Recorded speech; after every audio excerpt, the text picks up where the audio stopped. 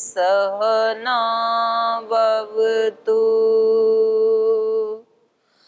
सहनौ भुनक्तु सह वीर्यं करवावहै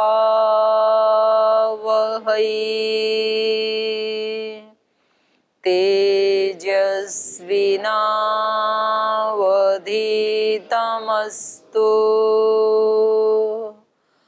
मा विद्विषावहै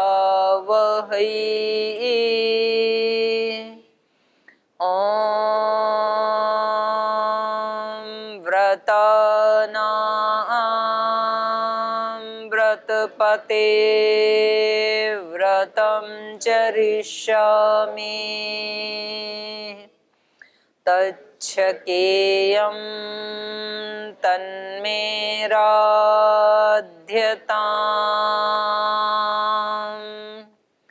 इदमहमनृतात् सत्यमुपैमि ॐ शान्ति शान्ति शान्तिः।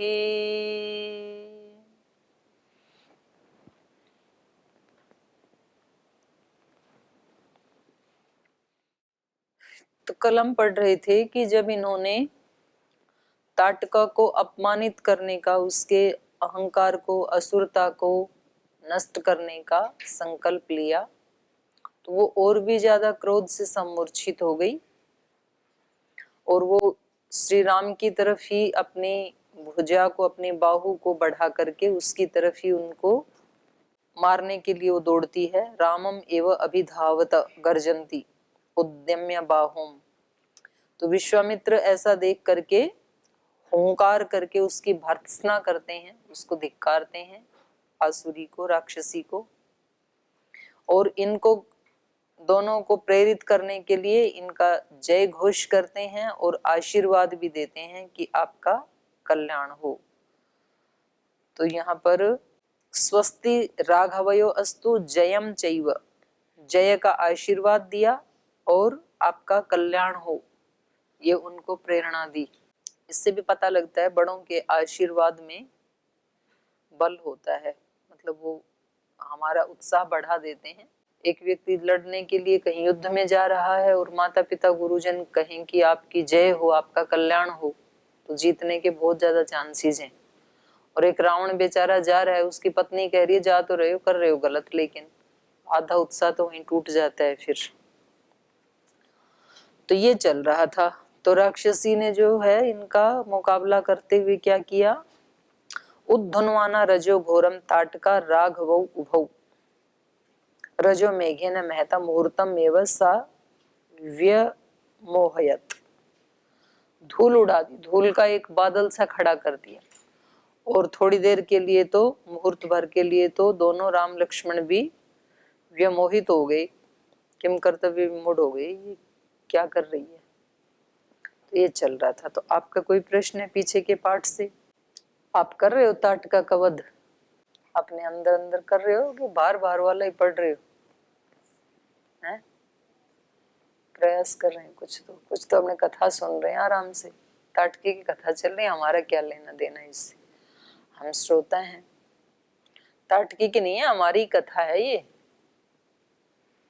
हमारे अंदर के जो आसुरी भाव हैं, और जैसे ही आत्मा थोड़ा सा उत्साह करती है, हमारा जो मन की उच्च स्थिति है वो ही हमारा गुरु है, विश्वामित्र है। तो वो जैसे ही हमें अंदर से प्रेरणा देता है ऐसे करो, और फिर हम एक कदम आगे बढ़ाते हैं, तो आसुरी वृत्तियां फिर हमें हमारे सामने धूल उड़ा देती हैं। हमें कुछ दिखता नहीं है कि हम इस वाले मार्ग पे चलें कि इस पे चलें, क्योंकि अच्छे वाले पे चलते हैं तो फिर निंदा करते हैं लोग, आरोप भी लगाते हैं, रास्ते को रोकने की कोशिश करते हैं, जो दोष नहीं है वो दोष हमारे ऊपर वो आरोपित करते हैं, अपमानित भी करते हैं। तो यही तो धूल उड़ाना है। तो उसमें हम डटे रहते हैं कि फिर हम भी भाग जाते हैं धूल को उड़ी देख करके। राम हैं तो डटे रहेंगे और नहीं तो भाग जाएंगे फिर। तो ये सब बाहर के वर्णन के साथ साथ अपने अंदर का भी वर्णन किया जा रहा है साथ साथ ही, तो इसमें अपडेट रहें। तो चलिए आगे पढ़ते हैं। ततो मायां समास्थाय शिलावर्षेण राघवौ अवाकिरत् सुमहता ततश्चक्रोध राघवः शिलावर्षं महत्तस्यः शरवर्षेण राघवः प्रतिवायोपधावन्त्यः करौ चिच्छेदपत्रिभिः ततश्छिन्नभुजां श्रान्ताम् अभ्यासे परिगर्जतीं सौमित्रेरकरोत् क्रोधात् हृत्कर्णाग्रनासिकाम्। ततः मायां समास्थाय शिलावर्षेण राघवौ अवाकिरत्। ततः इसके बाद पहले तो धूल उड़ाई उसने, उसका बादल सा खड़ा कर दिया। ततः मायां समास्थाय, असुर किस में स्थित होकर के कर्म करते हैं? माया में। और योगी साधक किस में स्थित होकर कर्म करते हैं? योग में। योगस्थ कुरु कर्माणि, वो योग में स्थित होकर के अपने कर्म करते हैं, ये माया में स्थित होकर के करते हैं। मायाम समास्थाय, माया का आश्रय लेकर के, साधक योग का आश्रय लेते हैं। तो बिल्कुल बेसिक डिफरेंस है दोनों में, रास्ते ही अलग हैं दोनों के। छल कपट का जब हम आश्रय लेकर के अपने दोषों को ढकने के लिए और उनको छिपाने के लिए किसी के सामने अपने आप को प्रस्तुत करते हैं, तो समझ लेना कि हम ताटका वाला रोल कर रहे हैं, क्योंकि हम माया में समाहित होकर के अपना वो सफाई देते हैं ना कभी कभी। और योग में स्थित होकर करेंगे तब हम साइलेंट रहते हैं, शांत रहते हैं। योग का मतलब है समत्वम योग उच्यते। दूसरा क्या कह रहा है उसको पहले सुनते हैं शांत भाव से, और फिर उसका कहना ठीक है तो उसको हम सुधार कर लेते हैं, ठीक नहीं है तो उसके प्रति फिर कोई दुर्भाव नहीं लाते हैं अपने मन में। ठीक है, उनको जैसा लगा बोल दिया, ठीक है। तो ये बड़ी ऊंची स्थिति है, इसके लिए तो बड़ा पुरुषार्थ करना पड़ता है। और माया में आश्रय लेकर के तुरंत उसको अपने आप को ठीक सिद्ध करना, उसमें कुछ भी नहीं करना पड़ता है। तो इन्होंने जैसे ही राम का सामना हुआ, राम लक्ष्मण का सामना हुआ, तो अब ये किस में स्थित हो गए? माया में। ये तो माया में ही स्थित होते हैं, वैसे भी छल कपट में स्थित रहते हैं, उसी का आश्रय लेकर के जीते हैं। ततो मायाम समास्थाय शिलावर्षेण राघवो, राम लक्ष्मण के ऊपर शिलावर्षेण, अभी तो धूल उड़ा रही थी, अभी शिलाएं बरसाने लगी, पत्थर। तो इतना भी सरल नहीं है राम का सामना करना और असुरत्व का विनाश करना, दोनों के लिए ही है ये बात, इतना भी सरल नहीं है। तो बड़े इसके लिए जो ये बना रखे हैं ना, एक तो जो शक्तियां हैं, देवियां हैं, वो सब कहाँ बैठती हैं? पहाड़ पे। वैष्णो माता कहाँ बैठी हैं? ऊपर रहती हैं शक्तियां सब। कम ही आपको ऐसे मंदिर मिलेंगे जो नीचे स्थान में बनाए गए हों, ऊंचे स्थान में मिलते हैं हमेशा। तो ये अलंकारिक वर्णन होते हैं, ऐसा नहीं है कि वहां कोई ऐसी कोई महिला बैठी है वहां वैष्णो देवी और वो जाने वालों को आशीष दे देंगी, ऐसा नहीं है। अलंकारिक वर्णन है। उसके पास पहुंचने तक वैष्णो माता मतलब विश्वव्याप्त, जो शक्ति सर्वव्यापक है, पर उसके दर्शन कहाँ होंगे? योग साधना का जो पर्वत है उसके शिखर पे होंगे। योग साधना के जो हमारे अष्ट चक्र हैं, या साधना का जो आज्ञा चक्र है, सहस्रार चक्र है, हृत चक्र है, नीचे के चक्रों पे उस शक्ति के दर्शन नहीं होंगे। है तो सभी पूरे शरीर में व्याप्त है वही शक्ति, उसका दर्शन लेकिन ऊंचे चक्र पे ही स्थित, चेतना को ऊंचा करने पर ही, अपलिफ्ट करने पर ही उसका दर्शन होगा। और उस ऊंचाई तक पहुंचने के लिए रास्ते कैसे हैं? अप डाउन वाले हैं। कभी किसी पहाड़ी पे चढ़ना पड़ता है, फिर एकदम ऐसे ढलान में उतरना पड़ता है, फिर चढ़ना पड़ता है, फिर कभी उतरना पड़ता है, ऐसे ऊंचा नीचा रास्ता है उसका। तो ये जीवन का रास्ता सत्य को प्राप्त करने के लिए, अपने हृदय में प्रवेश करने के लिए बड़े अप डाउन वाला रास्ता होता है। कभी अनुकूलताएं आती हैं जीवन में, कभी प्रतिकूलताएं आती हैं, कभी बहुत सम्मान होते हैं, कभी अपमान होते हैं, कभी लगता है कि यहाँ तो कोई समझ ही नहीं रहा है मेरे को, कभी कुछ जरूरत से ज्यादा ही मिल जाता है। उन सबको पार करना पड़ता है व्यक्ति को, गति करनी होती है उसमें, गति नहीं रुके कभी भी हमारी। ये जो घड़ी है ये केवल टाइम नहीं बताती है कि कितना टाइम हो गया। घड़ी को जब देखते हैं तो टाइम तो बताती है, टाइम के साथ साथ एक बात और बताती है, कहती है मेरे जैसे बनो। घड़ी क्या करती है? चलती रहती है 24 घंटे, गतिमान रहती है। तो कहती है तुम भी ऐसे ही बनो, मेरी तरह ही गतिमान रहो। तो उन सब अप डाउन्स को, ऊंचे नीचे पर्वतों को, ढलानों को पार करके फिर कहीं जाके गुहा में दर्शन होता है। वहां भी ऐसे ओपन दर्शन नहीं होता है। मैं तो गई नहीं कभी, पर जो गए वो बताते हैं कि वैष्णो माता का दर्शन कैसे होता है। गुहा में घुसना पड़ता है, और गुहा भी ऐसी है कि मतलब वहां पर ऐसे गर्दन उठा के नहीं जा सकते, गर्दन झुका के ही जाना होता है। तो ये गुहा कौन सी है? ये अपना हृदय प्रदेश ही है वो गुहा तो। और वहां गर्दन झुकाने का मतलब है विनम्र होकर के ही व्यक्ति हृदय में प्रवेश कर सकता है, अकड़ के नहीं जा सकता है। और प्राय मंदिरों के दरवाजे ऐसे ही होते हैं कि जहां पर झुक के जाना होता है। तो एक जगह तो सर झुका लो, तो जो ना भी झुकाए उसका भी वहां झुकवा दिया जाता है, क्योंकि दरवाजा ही ऐसा है, जबरदस्ती। तो यहाँ पर भी ये जो शिला की वर्षा कर रही है, ये क्या है? जीवन की प्रतिकूलताएं। अगर राम को, मतलब हमारी आत्मा को आत्म विजय करनी है किसी व्यक्ति को, तो उसको क्या करना पड़ेगा? पत्थर भी खाने पड़ेंगे, और स्थूल रूप से भी खाने पड़ते हैं। महर्षि दयानंद को कितने खाने पड़े? स्थूल रूप से भी पत्थर मारते थे, और अंदर के तो अप डाउन आई सो आई। तो स्थूल रूप से भी आती हैं प्रतिकूलताएं, अपमान भी होंगे, क्योंकि वो नहीं होंगे तो फिर हमारे जो दुर्गुण है वो नष्ट कैसे होंगे? हमारा अज्ञान, हमारा अहंकार, अभी तो हम उसी को ठीक माने बैठे हैं, तो उसको तोड़ा तो ऐसे ही जाएगा, क्रूरता से ही तोड़ा जाता है। तोड़ते समय कोई प्रेम प्रेम से तो तोड़ते नहीं है। पुराना मकान तोड़ के नया मकान बनाना है सुंदर सा, तो पुराने वाले को कोई प्रीति पूर्वक थोड़ी ना ऐसे धीरे धीरे ऐसे चोट मारी जाती है, उसको तो फटाफट तोड़ा जाता है, एकदम ध्वस्त किया जाता है। तो ऐसे ही तोड़ते हैं भगवान जी हमारे अहंकार को, हमारे अज्ञान को। तो वो परिस्थितियां कुछ भी, वो सब निमित्त बनते हैं, और हम वहीं उलझ जाते हैं, फिर उनसे जूझने में लग जाते हैं। उसके पीछे क्या मैसेज आने वाला है, उसके बाद में हमें क्या मिलने वाला है, उधर हम सोच नहीं पाते हैं। तो हम शिकायत ही करते रहते हैं, सुदामा की तरह से।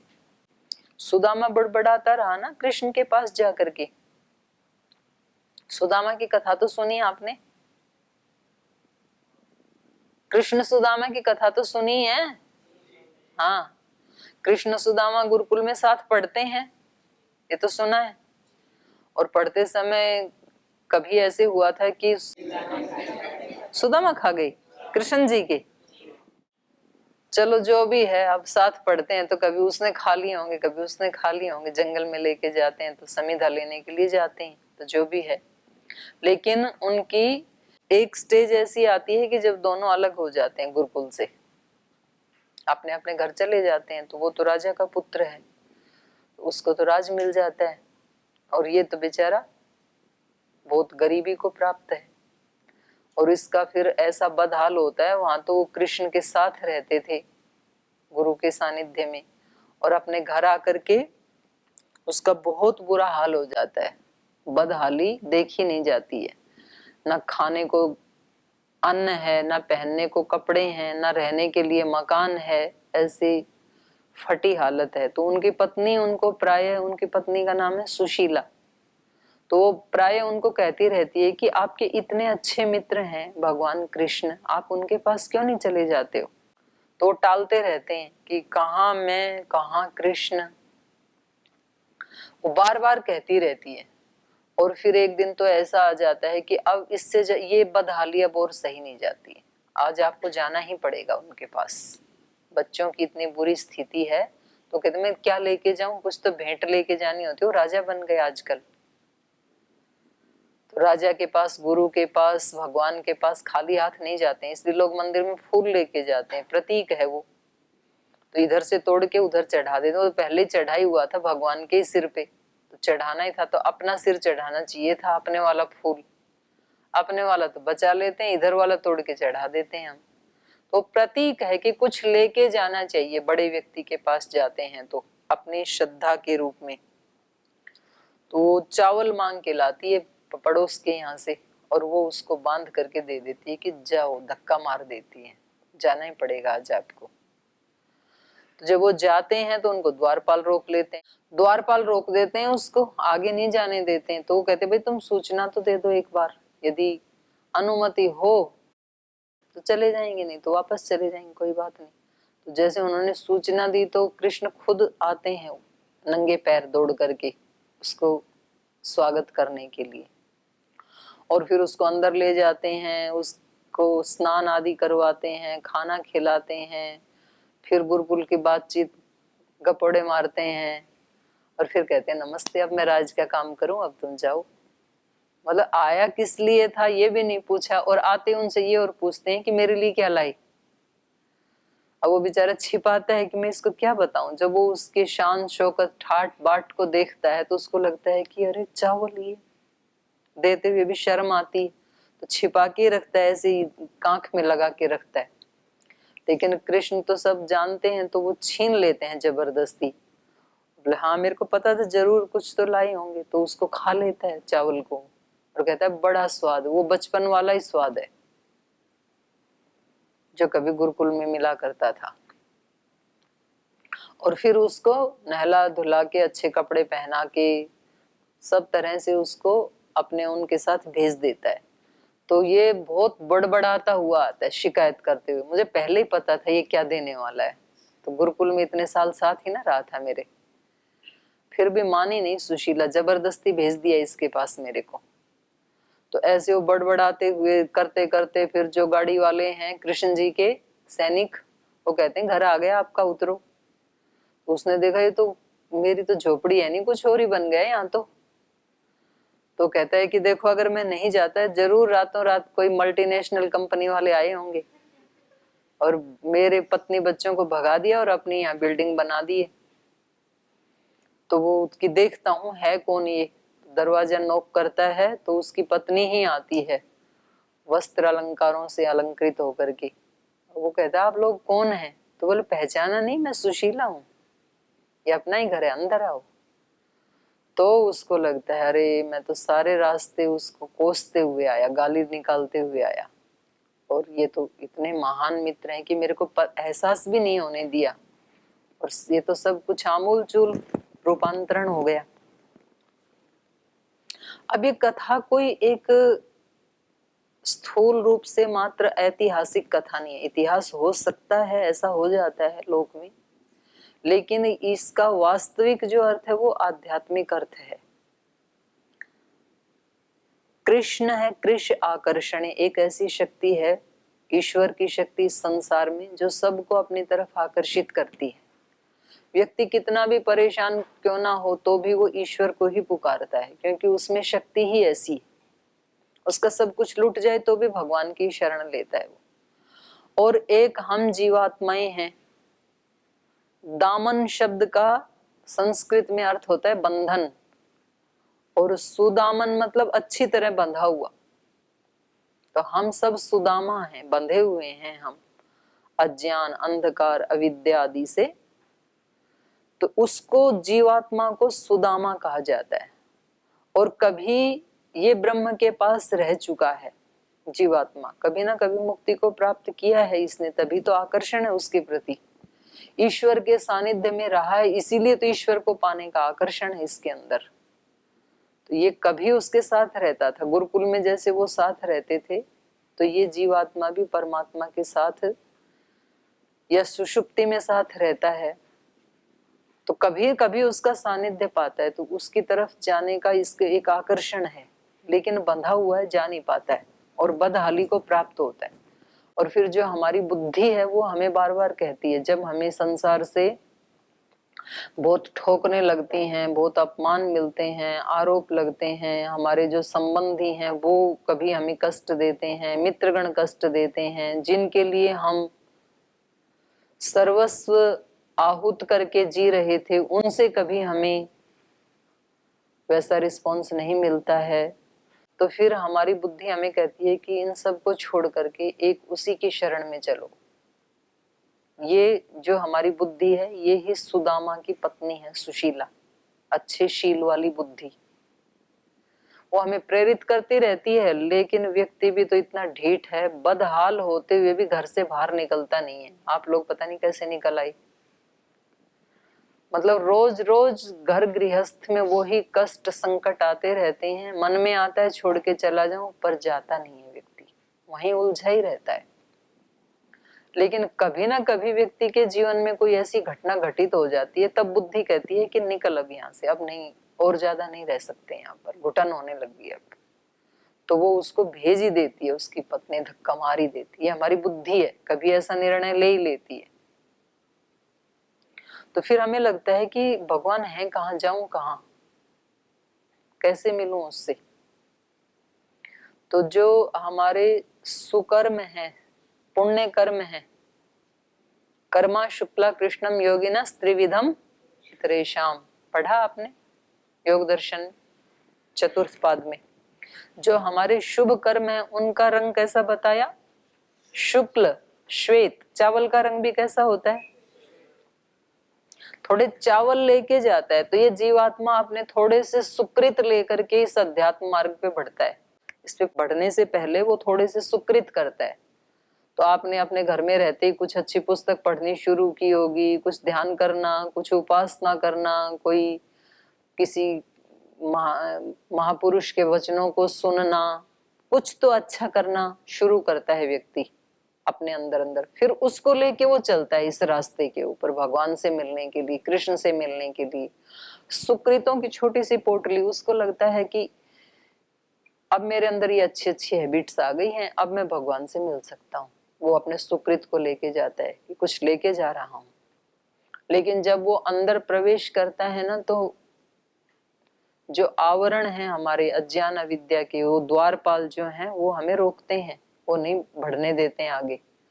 फिर भी यदि साधक की अभीप्सा सच्ची है तो वो वहां से वापस नहीं आएगा, वो नॉक करता ही रहेगा। और फिर उस जब आत्मा के अंदर ही बैठे परमात्मा को पता लगता है कि ये साधक तो सच्चा है, इसकी अभीप्सा सच्ची है, रोकना जरूरी है द्वारपालों को, क्योंकि उसकी अभीप्सा नहीं है तो लौट जाएगा वो, और लौट ही जाना चाहिए। जिसकी अभीप्सा सच्ची नहीं है तो वो चला ही जाना चाहिए। क्यों आए अंदर, क्यों भगवान मिले उससे। पर यदि उसकी अभीप्सा सच्ची है तो वो वहां खड़ा रहेगा द्वारपालों के मना करने पर भी।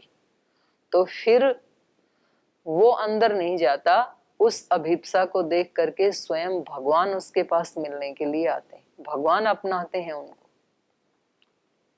भगवान कहते हैं कि तू इतनी बदहाली में रहा क्यों, इतने दिन क्यों इतना परेशान हुआ, तू मेरे पास क्यों नहीं आया। कृष्ण भी कहते हैं सुदामा को, सुदामा तू इतने दिन तक मेरे पास क्यों नहीं आया, इतना दुखी जीवन क्यों जीता रहा। तो भगवान भी हमारे को कहते हैं मैं कब से तेरी राह देख रहा हूं, तो क्यों नहीं आता है मेरे पास। और फिर वो हमें अपनी शरण में लेकर के हमारे जीवन का आमूल चूल परिवर्तन कर देते हैं। कहाँ तो एक इतना बेबस लाचार आत्मा, इतना दुखी आत्मा, और कहाँ फिर वो अपने आप को अहम एव ब्रह्मास्मि ऐसे बोलता है। कहाँ वो उत्साह योगी का। तो जब वो अपने सुकृत लेकर के गया तो अंदर जब उसकी आंखें खुलती हैं, जब कृष्ण के दर्शन होते हैं, जब उस भगवान का साक्षात्कार होता है, तो उसको लगता है मेरे सुकृत तो 2 कौड़ी के भी नहीं है, क्या मूल्य है, मैं क्या सुकृत करूंगा। उससे पहले व्यक्ति को बड़ा अहंकार होता है, मेरे पास इतना ज्ञान है, मैं इतने कॉलेज स्कूल चला रहा हूँ, मैं इतने संस्थान गुरुकुल चला रहा हूँ, मैं पढ़ा रहा हूँ, मैं इतने रुपए कमा रहा हूँ, मेरी इतनी कंपनियां हैं, मेरी इतना बड़ा पद है, प्रतिष्ठा है, इन सब को ही वो अपना बहुत बड़ा ऐश्वर्य मानता है। पर जब उसको आत्मज्ञान हो जाता है और उसको चारों तरफ भगवान का ऐश्वर्य दिखता है, विष्णु कर्माणि पश्यत यतो व्रतानि पशपसे, उसको लगता है मैं क्या कर सकता हूँ, क्या है, तुच्छ है ये। तो अपने सुकृत को छिपाता है। फिर वो पहले डिंडोरा पीटता है माइक लगा के, 100 रुपए भी कहीं दान देता है तो माइक में बुलवाता है अपना नाम कि 100 रुपए इसके नाम से।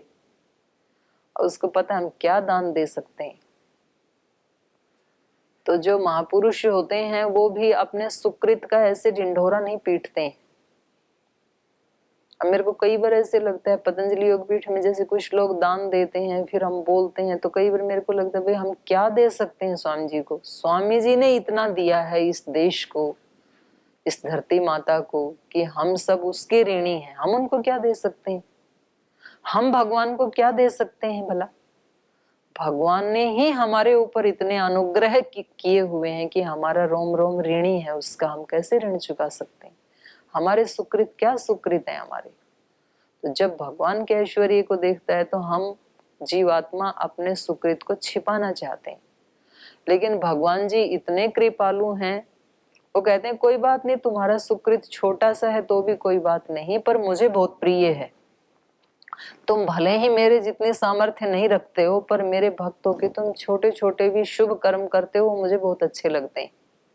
गीता में भगवान जी ने कहा, पत्र पुष्प जो मुझे श्रद्धा से अर्पित करता है मैं उसको प्रसन्नता से स्वीकार करता हूँ। तो हम ये नहीं कर जी हम ये केवल अध्ययन करें तो इससे क्या भगवान खुश हो जाएंगे। हाँ हो जाएंगे, भगवान को बहुत प्रिय लगता है जो अपने वर्ण आश्रम का धर्म का पालन पूरी श्रद्धा से सच्ची भक्ति से करता है। तो भगवान बस उतने से ही खुश हो जाते हैं। कहाँ सुदामा के इतने चावल, कहाँ कृष्ण का ऐश्वर्य, उसी से खुश हो गए। लेकिन कोई गृहिणी कहे जी मैं तो अपने घर की सेवा करती हूँ, क्या इतने मात्र से मैं भगवान की कृपा को प्राप्त कर सकती हूँ। हाँ कर सकती है ना। भगवान को छोटे छोटे शुभ कर्म बहुत भाते हैं, क्योंकि उनको भी पता है कि जीवात्मा इससे ज्यादा तो कर ही नहीं सकता है। तो जो उसका वर्ण आश्रम धर्म है, चाहे कोई ब्रह्मचारी है, गृहस्थी है, वानप्रस्थी है, सन्यासी है, उसके जो विहित कर्म है उसको यदि वो पूजा भाव से करता है तो वो कर्म ही उसको कृष्ण से मिला देते हैं। फिर भगवान को बहुत अच्छे लगते हैं ऐसी आत्माएं। और वो अपने उन थोड़े से चावल को लेके आगे बढ़ता है तो स्वयं भगवान उसको अपनाने के लिए आते हैं, उसको अपनी शरण में ले लेते हैं फिर, और उसका सब रूपांतरित कर देते हैं। उसको पता भी नहीं लगने देते हैं।